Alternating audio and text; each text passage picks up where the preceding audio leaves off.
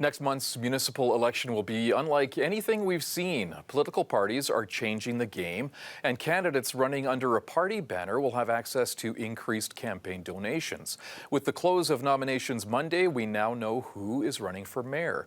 Here are 5 of the more well-known candidates. Jyoti Gondek is seeking re-election. She's facing a challenge from incumbent councillor Sonia Sharp and former councillors Jeromy Farkas and Jeff Davison. The former chair of the Police Commission, Bryan Labby, is also running. The CBC's Jason Markusoff has been looking into the mayoral race and joins me now. So Jason, 27 days to go. How's the race shaping up? Normally when an incumbent is running, somebody's running for mayor who's already mayor, we'd say this is pretty much a done affair. There hasn't been a mayor who's gotten knocked out, lost a re-election bid since 1980 when Ralph Klein first became mayor. But this one is different. Jyoti Gondek, running for her second term, is not popular. She's had a lot of very low approval ratings for much of her term.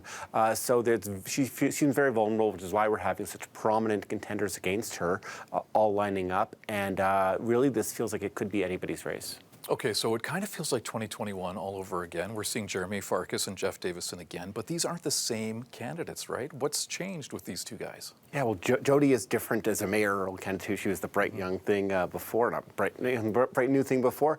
She's different. Jeromy Farkas ran as this kind of hard, quite conservative candidate, kind of touting common sense, kind of traditional conservative value sort of things.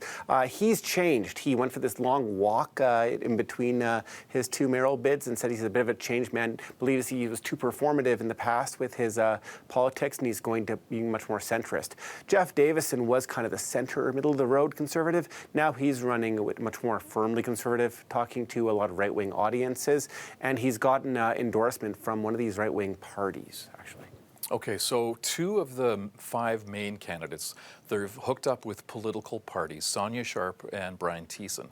What do we know about their decisions to join forces with these parties? Well, they're really pitching themselves as team captains or team leaders. So they'll be running kind of at the top of the ticket, sort of like in a provincial or a federal election. They believe that having this team behind them will help them, show leadership, show that they can help build a team on council, and they're hoping it'll be good. There is this other third candidate who's not, Jeff Davison, like I said, who's not running as a party leader, but a Better Calgary, another conservative brand, is running, has endorsed him.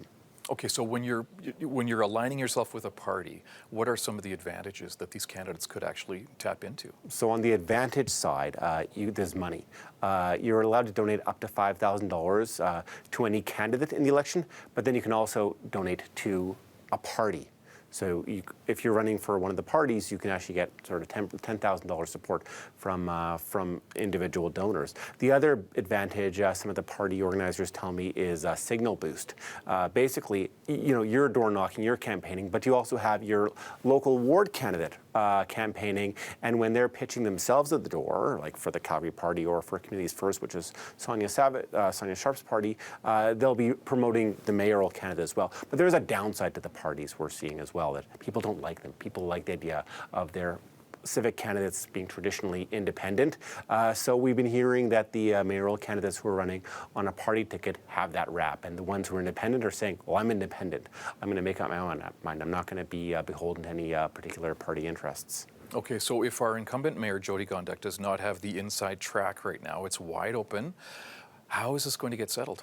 It could be down to name recognition. Jeromy Farkas seems like he's the second best well-known individual, having come second in the last race. But they're also, there are the debates. There are going to be a series of mayoral forums going up. Maybe somebody becomes a better arguer. Maybe somebody's positives or somebody's campaigning style is proven to be not great. We're going to see much more signage, much more advertising. All this money they've been raising is going to be spent now. So this is really where, and also this is really where this 4-week period where people start paying attention. It's been a busy summer politically with stuff happening provincially. Donald Trump, new Prime Minister Mark Carney.